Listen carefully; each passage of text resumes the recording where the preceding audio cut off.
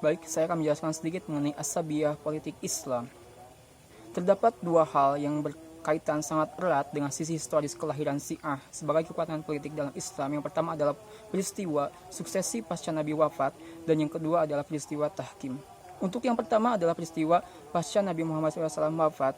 Eksistensi Nabi Muhammad SAW di kalangan umat muslim memiliki peran ganda, yaitu sebagai Rasul yang menyampaikan risalah dari Allah Subhanahu wa Ta'ala, dan sebagai pemimpin tertinggi yang mengatur ataupun membawahi seluruh aspek kehidupan umat muslim dalam hal menata kehidupan yang ideal dan harmonis. Akan tetapi keadaan tersebut berubah pasca Nabi wafat, di mana terjadi suatu krisis politik yang disebabkan adanya perbedaan pemahaman mengenai kepemimpinan ataupun pemimpin pengganti pasca Nabi wafat.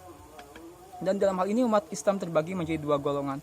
Untuk golongan yang pertama disebut sebagai Al-Sunnah, dan yang kedua disebut sebagai Syiah.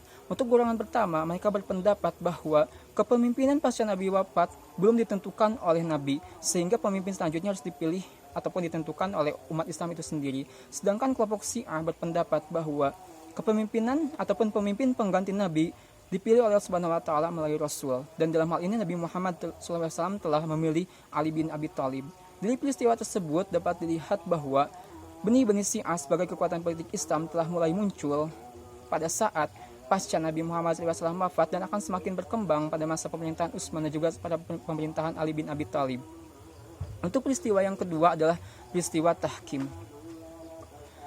Setelah Ali bin Abi Thalib resmi diangkat sebagai khalifah, di masa pemerintahannya terdapat beberapa konflik yang terjadi, seperti terjadinya perang Jamal, Siffin, Muawiyah, dan juga peristiwa tahkim.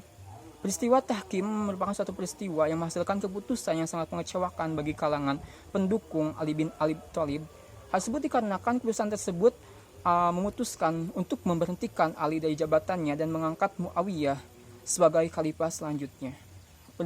Atas keputusan tersebut, maka menimbulkan konflik dalam umat Islam, yaitu di mana menimbulkan ataupun terbentuknya beberapa golongan-golongan dalam umat muslim, dan juga menimbulkan konflik ataupun perselisihan baik dari segi fisik sebagai satu kesatuan politik, dan juga perselisihan dari segi hal sosial politik praktis di kalangan umat Islam itu sendiri.